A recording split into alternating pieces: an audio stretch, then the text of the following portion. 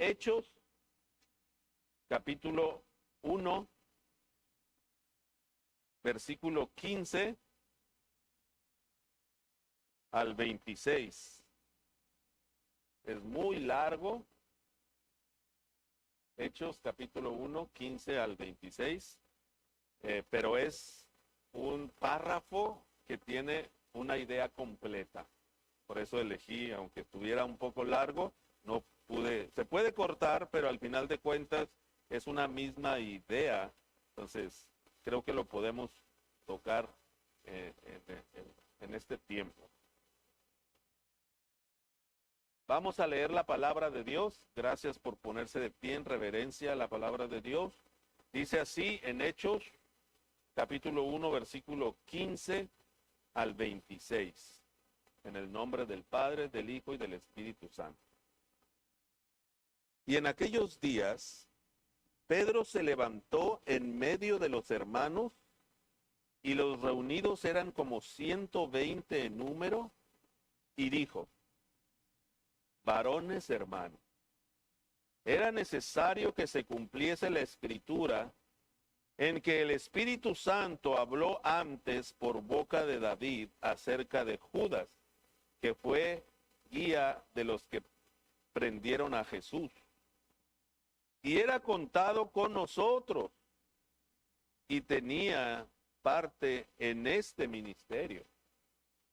Este pues, con el salario de su iniquidad, adquirió un campo, y cayendo de cabeza se reventó por la mitad, y todas sus entrañas se derramaron. Y fue notorio a todos los habitantes de Jerusalén, de tal manera que aquel campo se llama en su propia lengua Acéldama, que quiere decir campo de sangre. Porque está escrito en el libro de los Salmos: sea hecha desierta su habitación, y no haya quien more en ella, y tome otro su oficio.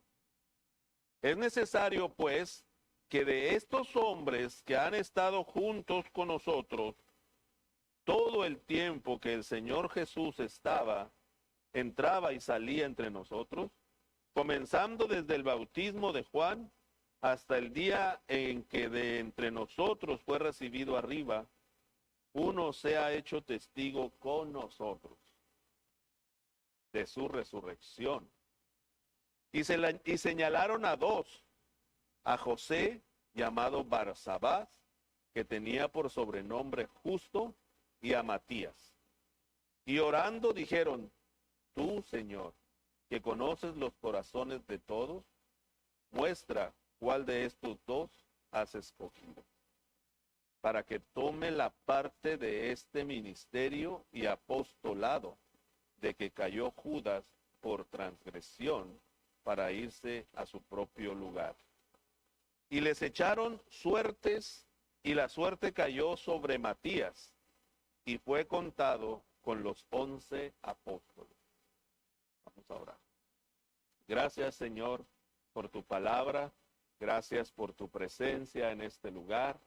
Gracias, Señor, porque tú eres bueno al dejarnos tu palabra inspirada, inerrante, Señor, autoritativa en todo. Pero también reconocemos, Señor, que te necesitamos aún para su interpretación y su aplicación correcta. Y por eso, Señor, te pedimos que tú derrames de la sabiduría de tu Espíritu Santo, que nos llenes, Señor, de esa sabiduría, para poder discernir tu palabra, predicarla correctamente, enseñarla, aprenderla, Señor, y practicarla, porque lo reconocemos, Señor, que solamente tú y por medio de tu Espíritu es que nosotros podemos discernirlo. Ayúdanos, Señor, que tu presencia se mueva en este lugar con nosotros, que tú estés aquí con nosotros y que nosotros seamos hacedores, Señor, no solamente oidores. Te lo pedimos en el nombre de Cristo Jesús. Amén. ¿Pueden sentarse, hermanos?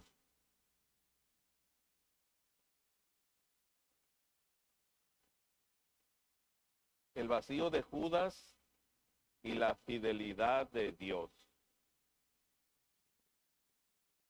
Vamos a explicar este texto, aprenderlo en la idea central, que es que la fidelidad de Dios no falla cuando el hombre cae. La fidelidad de Dios no falla cuando el hombre cae.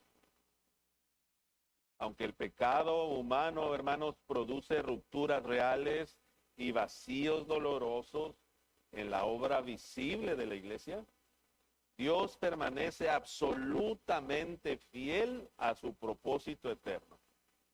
Dios preserva su testimonio conforme a las Escrituras, dirige soberanamente a su pueblo para que su plan redentor avance sin interrupción. Y me gusta esta expresión que me gusta decir a veces. La obra de Dios, hermanos, avanza con usted, sin usted o a pesar de usted. Con nosotros, sin nosotros o a pesar de nosotros. Porque, hermanos, Dios es soberano y si Dios quiere hacer una obra, la hace. Sin embargo, hermanos, nosotros tenemos que reconocer que los vacíos siempre duelen. Las traiciones siempre duelen. Un vacío habla de una pérdida, de una ausencia, de algo que no salió como nosotros esperábamos o queríamos. Y cuando el vacío ocurre dentro de la iglesia, el dolor es más profundo, porque viene acompañado de una decepción espiritual. Aquí en el capítulo 1 de Hechos, la iglesia vive precisamente ese momento. Jesús ya ascendió, los discípulos están obedeciendo, orando, esperando la promesa del Espíritu, unánimes. Pero antes de Pentecostés, antes del poder, antes del crecimiento, hay una herida que no puede ignorarse, que está registrada aquí. Uno de los 12 ya no está. Uno que comió con Jesús, que escuchó sus enseñanzas, que participó del ministerio, terminó traicionando. Y el mensaje aquí es claro. La obra de Dios no se detiene por el fracaso de un ser humano, porque Dios permanece fiel. Aunque haya traición, aunque haya dolor, y esta situación en la que estaban pasando los apóstoles y los primeros cristianos, aún así la fidelidad de Dios se hace presente, enseñándonos que la obra no depende del hombre, no depende de las personas, sino enteramente de Dios. Y no depende tampoco de la fidelidad de las personas. Para entender por qué este vacío no detuvo la obra de Dios, primero debemos mirar con honestidad cómo este vacío fue causado. Si usted mira del versículo 15 al 17, hay un vacío causado por la infidelidad humana. Pedro se levanta en medio de los hermanos, y ya eran cerca ahí de 120 números, y empezó a hablar, empezó a decir algo que era necesario abordar. El texto nos dice que Pedro se levantó en medio de estos hermanos, no para evadir una realidad, no para hacerse de la vista gorda, no para minimizar o maquillar lo que estaba pasando, sino para enfrentar un problema con toda sobriedad. Judas fue contado entre los 12. Tuvo parte en el ministerio, caminó con Jesús y aún así cayó, dejando esta herida, dejando esta inquietud en todos. Y esto nos confronta con una verdad que a veces nos puede incomodar. La cercanía externa a Cristo no garantiza una fe verdadera. El que nosotros miremos a personas caminando, que vienen todos los domingos, caminando con nosotros, que vienen todos los domingos, no garantiza que esas personas sean verdaderamente convertidas. Judas estuvo cerca del Salvador. Judas aprendió del perfecto. Judas caminó y estuvo conociendo a Cristo, pero nunca fue transformado por él. Jesús ya lo había dicho. Esto no fue una sorpresa para él. Uno de vosotros es diablo. Y más adelante el apóstol Juan también lo explica. Salieron de nosotros, pero no eran de nosotros. Hermanos, Judas no perdió su salvación. La realidad es que nunca la tuvo. Su caída no demuestra que Cristo falló en guardar a los suyos, sino que el corazón humano puede engañar incluso en los lugares más sagrados con la gente más perfecta. Y esto, hermanos, debe producir en nosotros más que orgullo y autosuficiencia, debe producir humildad, dependencia, no juicio rápido contra los que caen tampoco, sino un examen sincero del corazón, un examen de nosotros mismos.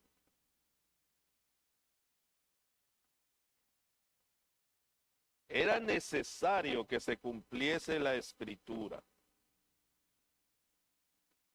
Una escritura que Pedro está aquí mencionando.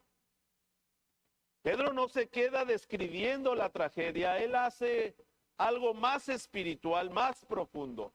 Interpreta lo ocurrido a la luz de la escritura. Era necesario que se cumpliese la escritura, dice Pedro. No dice, esto nos tomó por sorpresa. No dice, Dios perdió el control, se descuidó. Dice, la palabra de Dios ya lo había anunciado desde antes. Cristo lo había anunciado, Cristo lo había dicho. Pero la palabra de Dios también lo había anunciado desde muchos siglos antes.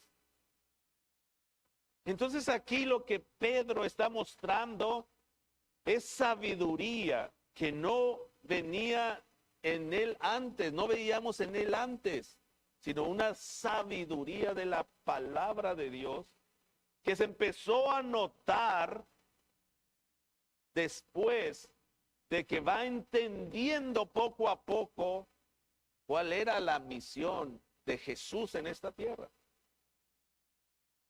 Los discípulos no estaban en un principio comprendiendo la misión por la cual había venido Jesús a esta tierra.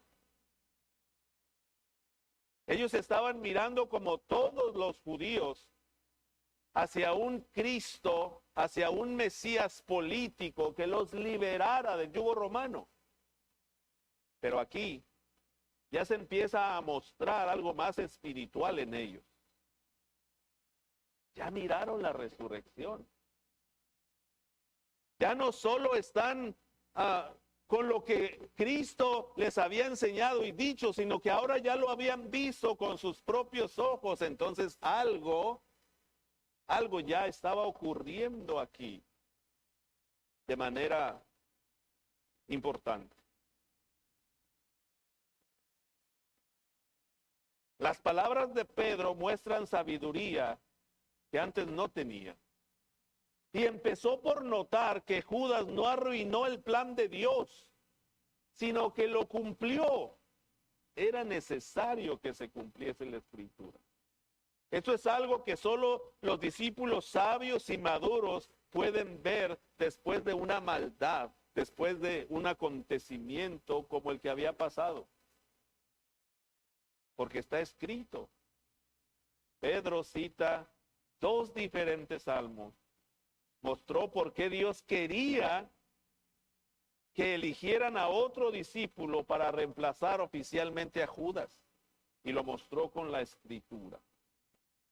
Esto fue una demostración de una dependencia de la palabra de Dios. Esto no era la sabiduría del hombre trabajando, sino un principio revelado en las Escrituras. Además, esta es la primera vez en el Nuevo Testamento que leemos que Pedro citó las Escrituras. Por eso nos da a entender la transformación de Pedro de una visión carnal, de una visión más mundana, de una visión más política, a una visión más espiritual. Pedro, citando los Salmos, muestra que la traición de Judas no fue un accidente fuera del plan de Dios. Judas actuó, pecó responsablemente y es culpable de su pecado, pero Dios en su soberanía gobernó incluso ese acto para que su propósito no fracasara. Aquí vemos entonces una de las verdades más profundas de la Biblia. El pecado humano nunca frustra el plan de Dios.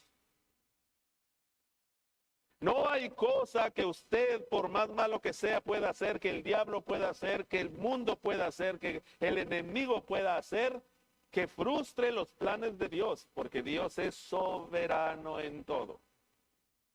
En todo. Así como José pudo decir a sus hermanos, vosotros pensáis mal contra mí, mas Dios lo encaminó a bien. Pedro está aquí reconociendo que las cosas malas que habían sucedido con Judas estaban ya previstas con Dios y que Dios no se asombró de eso. Hermanos, cuando la iglesia atraviesa crisis, no necesitamos menos Biblia, necesitamos más Biblia.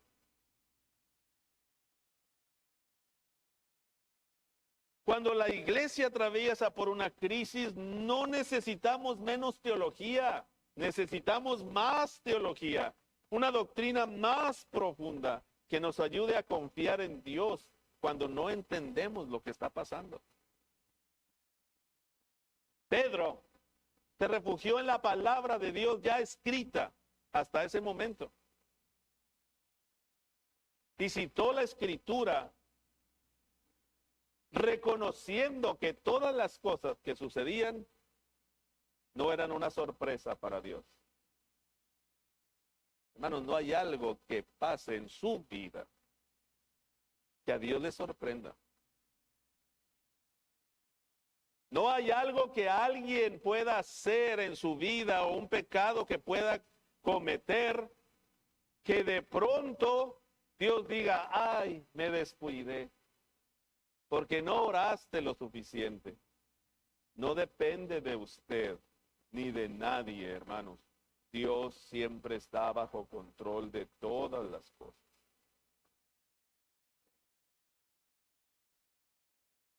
Pero la fidelidad de Dios, hermanos, aquí no solo se ve en explicar las cosas del pasado, sino en guiar los pasos del presente. Fíjese lo que dice el versículo 21 y 22.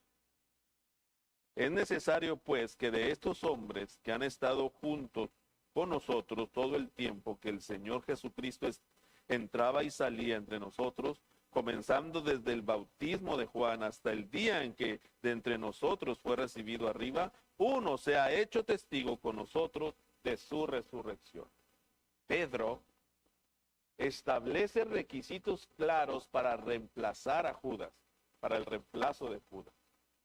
Es decir, explica el pasado, explica lo que pasó como un plan perfecto de Dios cumplido con un propósito, y no es que Dios planeó que Judas hiciera eso. Judas es responsable de su pecado y de lo que hizo y de sus consecuencias, pero no fue sorpresa. Explicando eso, Pedro aborda el presente la situación futura y establece requisitos claros para reemplazar al traidor. No cualquiera puede ocupar ese lugar. Tiene que haber unos requisitos para el apostolado. No es un cargo administrativo, es un oficio fundacional. Aquí se estaba fundando la iglesia, hermano. Entonces dice que debe ser alguien que haya acompañado a Jesús desde el principio y que sea testigo de su resurrección. Es decir, que haya visto a Jesús desde Juan, desde su bautismo en Juan, hasta su resurrección. Ese era el requisito. Esto nos enseña que Dios no improvisa con su obra. Dios actúa desde la perfección, cuidando el testimonio, edificando la iglesia. Y como dice Pablo, la iglesia está edificada sobre el fundamento de los apóstoles y profetas. La iglesia no está inventando, hermanos. La iglesia recibe, define el llamado, lo discierne y lo aplica. Hermanos, aquí llama la atención los requisitos para ser apóstol. Y esos requisitos, tengo que decirlo, hermanos, se cumplieron en estas personas y no hay manera de que una persona en la actualidad los vuelva a cumplir. Lo siento por esos falsos apóstoles que andan ahí famosos predicando un evangelio falso, ya autonombrándose profetas, autonombrándose apóstoles, etcétera, porque aquí es claro la definición del apóstol que estaban aquí escogiendo como reemplazo de Judas. Y el requisito era muy simple, objetivo, claro. Tenía que ser una persona que haya conocido personalmente a Jesús desde el inicio de su ministerio hasta que fue resucitado y subido arriba. Yo no sé qué persona en la actualidad puede cumplir ese requisito. Más bien sí sé, nadie. Nadie. Entonces aquí ya miramos que cualquier apóstol que se levante en la actualidad es falso. ¿Ok? Y esto también nos recuerda que no todo el que desea liderar está necesariamente llamado a liderar y que el llamado de Dios siempre precede a la función. Dios te llama y después haces la función. Hermano, si usted no es llamado por Dios a hacer una función, no es correcto que la haga. Usted primero tiene que ser llamado. Y su llamado tiene que ser claro. Y el primer convencido de su llamado debe ser usted. Ahora bien, aunque hay criterios claros, la iglesia reconoce algo más. Reconoce que no pueden ver el corazón de las personas. Fíjese qué detalle tan importante en el versículo 23. Del versículo 23 al 25, nosotros vemos una iglesia dependiente de la oración.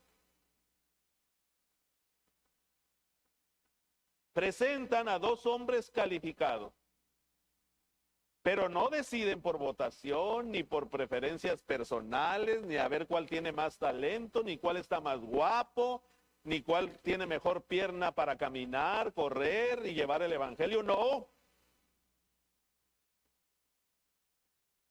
Se establecen los requisitos, hay dos personas que están ahí que los pueden cumplir. ¿Y qué es lo que se ponen a hacer? ¿Conocerlos más? No. ¿Probarlos? No. El versículo 24 es muy claro. Y orando,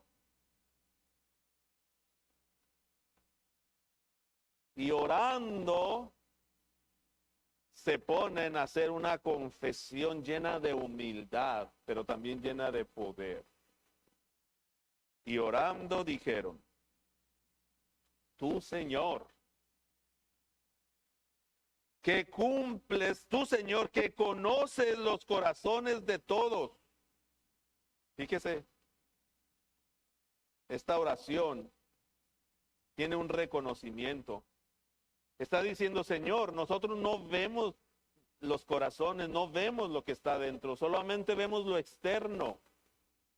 Y externamente ya los vimos. Ellos estuvieron contigo, te conocieron a ti desde el principio de tu ministerio hasta el final. Lo que nosotros podemos mirar desde afuera, ya lo vimos. Nosotros ya estamos convencidos. Pero nosotros no miramos lo que está dentro del hombre. No podemos saber qué intenciones tienen. Y reconocen humildemente que dependen de Dios. Tú, Señor, que conoces los corazones. Hermanos, cuando ustedes lean la palabra corazón en la Biblia, no estén pensando que solamente se refiere a emociones. Corazón en la Biblia es también mente.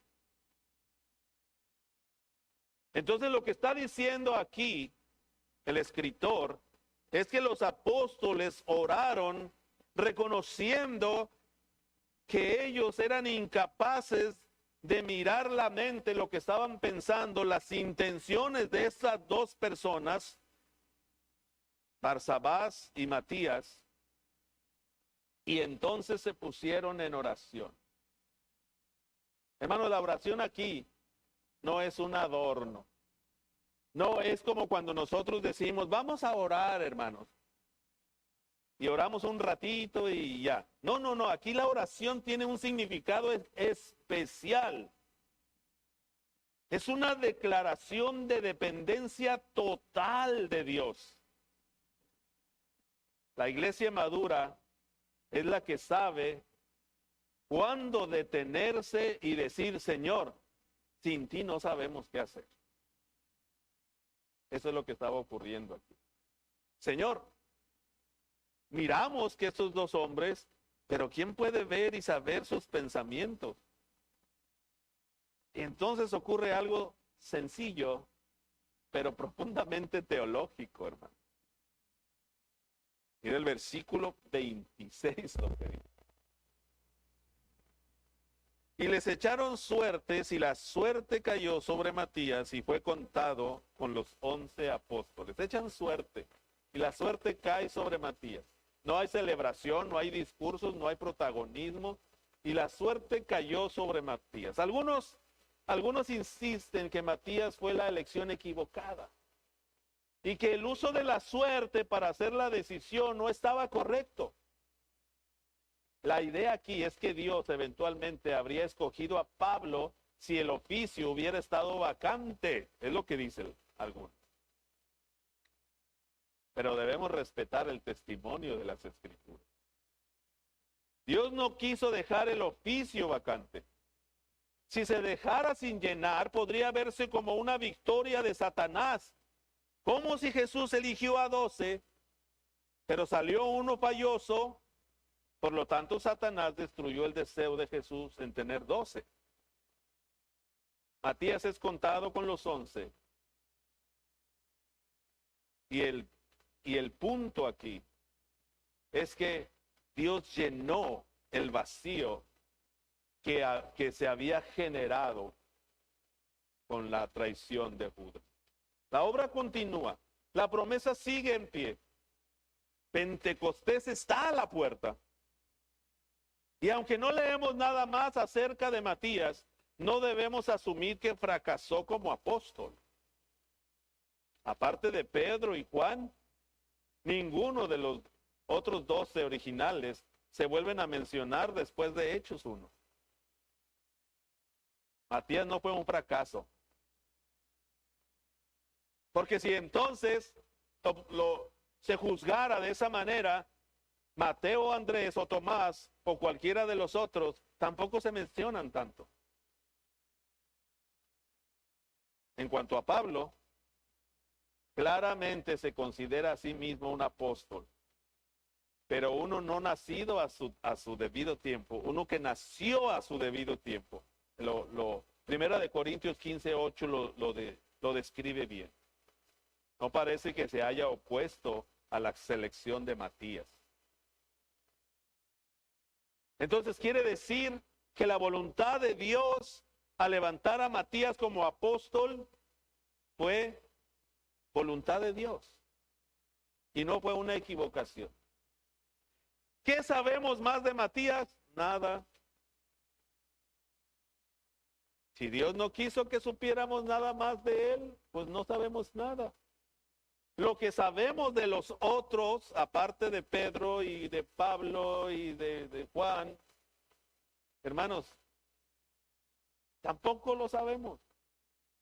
Lo que sabemos de ellos es por tradición, no por escritura. Entonces no podemos decir que Matías ahí o que los apóstoles se equivocaron o que fue una cosa mal hecha. Que si está inspirado en la escritura, así es. Matías fue el apóstol número 12.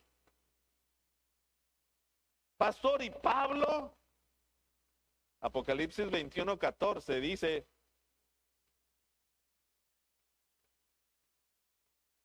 una pregunta interesante. Nos dice que cada uno de los 12 cimientos de la Nueva Jerusalén lleva el nombre de uno de los 12 apóstoles del Cordero. Hermanos, hay cosas que no podemos saber, pero cuando lleguemos al cielo será interesante ver si el 12º apóstol del Cordero es Pablo o Matías. Mientras tanto, no se esté usted mortificando por cosas que la Biblia no dice claramente. Pablo es uno de los escritores más prolíficos de la Biblia. Pablo escribió más libros que cualquier otro apóstol. Gloria a Dios. Yo creo que tiene su lugar. Que es un apóstol de Jesucristo a los gentiles. Pero la verdad es que la palabra de Dios no dice que fuera uno de los 12. Esa es la realidad. Y no pienso especular ni discutir con usted. Yo solamente le predico lo que la palabra dice. Y es que aquí la idea, hermanos, es que cuando Dios llena un vacío, no siempre exalta el instrumento, pero siempre el Señor premia la fidelidad. Entonces, no sabemos de Matías, pero cuando estemos en el cielo y miremos las columnas, nos acercamos y veremos Matías o veremos Pablo, pues ahí saldremos de duda. Lo importante aquí, hermanos, es que este texto nos recuerda una verdad gloriosa. Si fuéramos infieles, Él permanece fiel. La perseverancia de la iglesia, hermanos, no descansa en la estabilidad de nosotros, de las personas, de los hombres, de los miembros, sino en la fidelidad de Dios que nunca cambia. Dios es fiel a sí mismo. Entonces, hermanos, mire, no tomaríamos nosotros muchas decisiones equivocadas si hiciéramos todas las cosas que hicieron los discípulos antes de tomar grandes decisiones. Y esta era una gran decisión. ¿Qué hicieron los discípulos? Primero obedecieron. Los discípulos obedecieron, se fueron al aposento alto, hicieron espera como Jesús les mandó. Los discípulos estaban en unidad y convivencia. Los discípulos estaban en oración. Los discípulos estaban en las escrituras. Los discípulos querían hacer la voluntad de Dios. los discípulos usaron el sentido común santificado. Los discípulos hicieron lo que Jesús hizo. Los discípulos hicieron lo que podían hacer para confiar en Dios. El vacío fue real. La traición fue dolorosa. Pero la fidelidad de Dios fue mayor. El plan no se detuvo. La misión no fracasó. La promesa no fue cancelada. Porque cuando el hombre cae, Dios permanece fiel. 3 consideraciones con sus implicaciones que le quiero dar. Número 1. Considere que Judas cayó. El vacío, el dolor y la herida fue real y existió. Pero el plan de Dios no se detuvo ni se desvió. La fidelidad de Dios fue mayor que la infidelidad del hombre. Esto implica que la iglesia no debe desesperarse cuando personas fallan. Debe confiar en que Dios sigue gobernando su obra. Considere que Pedro no reaccionó con emociones ni con su forma de pensar. Recurrió a las escrituras para entender lo que estaba ocurriendo. La Biblia explicó la tragedia. Y esto implica que cuando la iglesia enfrenta momentos difíciles, hermanos, la respuesta no es improvisar, sino volver a la palabra. Esto implica que usted tiene que conocer la palabra para entender lo que está sucediendo y para saber responder a eso.